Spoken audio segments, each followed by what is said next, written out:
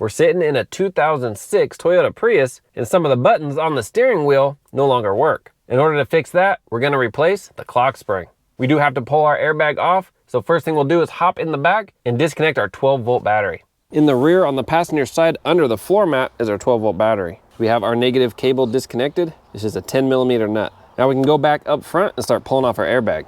On the steering wheel, we want to remove two covers. There's one on this side and then one by the cruise control. You just want to take a flat bladed screwdriver, something small, just get in between this seam. It's like that, pull on it, and it should pop right out. That's what we're removing. Let's hop over to the other side.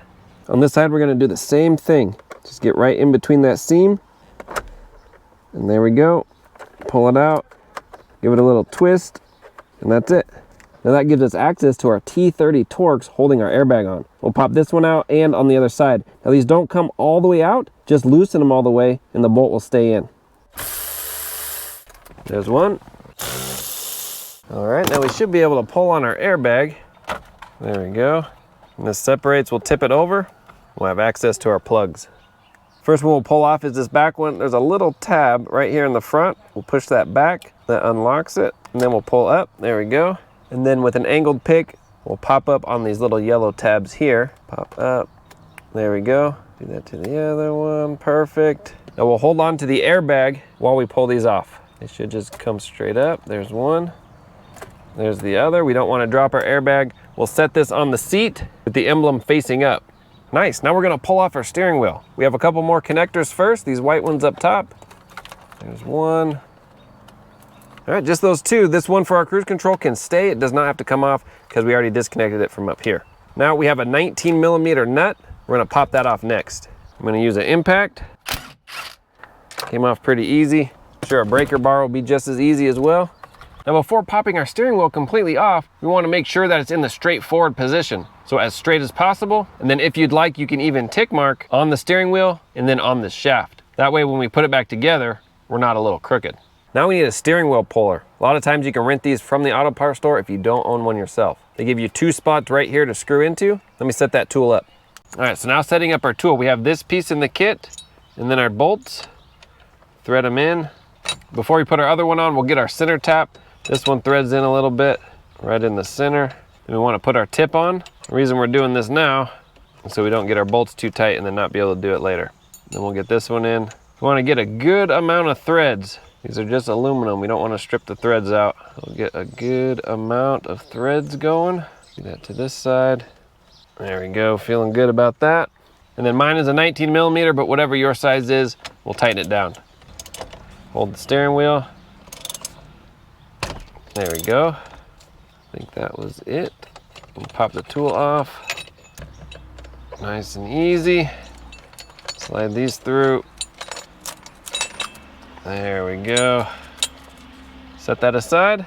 Now this is our clock spring. Next thing we'll do is pull off our upper and lower trim. So 2 Phillips screws.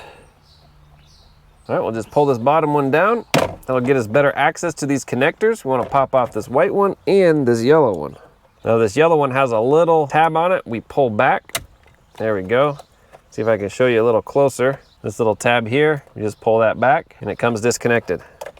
If you take a look at our new one, it's fastened in 3 places. One here on the side, one on top, and one on the other side. So we want to take a flat screwdriver. We could pop down on this side while pulling out. There we go. Do that to this side as well. And then the top. All right, this bottom one came connected again. There we go. Okay, there's one more connector on the bottom. It's this gray one here. We can slide this out just a smidge. Let's pop off these white ones. That might give us just a little more room. Sometimes if you can't get it with your finger, you can push on it with a screwdriver. There's one. Here's the other one. And then we just need this gray one. I'm gonna use 2 tools, one to push on the lock tab and one to get it off of the clock spring. There we go. Got it.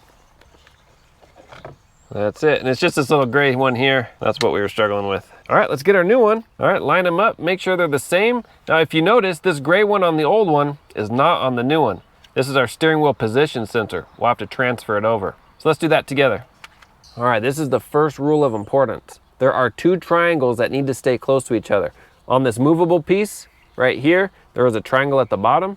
And then on the stationary piece, there was also a triangle. What we don't want to happen is this triangle on the moving piece to become 360 degrees off in either direction. So we don't want to kind of keep it as close to home base as possible. Then on the back, our position sensor is held on with just little tabs. So we'll take a pick, we'll pop those tabs aside as we're pushing up on it. We can even break them if we want, but we just go around, pop it up in all these places, keep popping it up.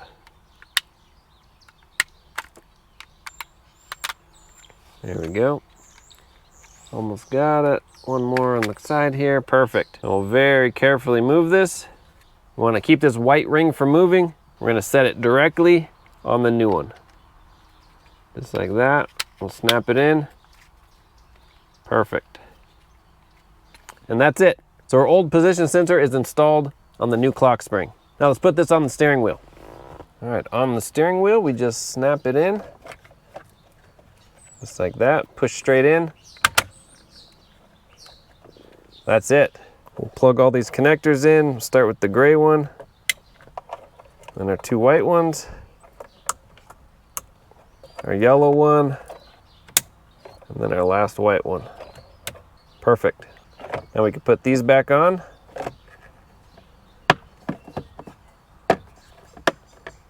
Screw them in. Now our steering wheel is ready. Got this blue lock we want to pop off, just like that. Then we're going to feed these through, like that, keeping it all up top. Okay, put our steering wheel straight ahead. It's about where we had it. Nice. And then our center nut. I'm going to snug it down first, then we'll get a torque. The information I have says 37 foot-pounds. All right. We can plug in our two white connectors. Now we're ready for our airbag. On our airbag, we have that little ground connector. Put that in. And then each of these, orange goes on orange, black goes on black. Push it in. We'll lock that yellow tab. Do the same to this one. Push it in. Lock the tab. That's it. We'll set this in. We'll tighten up our bolts. Just good and snug. We'll put our side trim in. All right, battery's connected back up.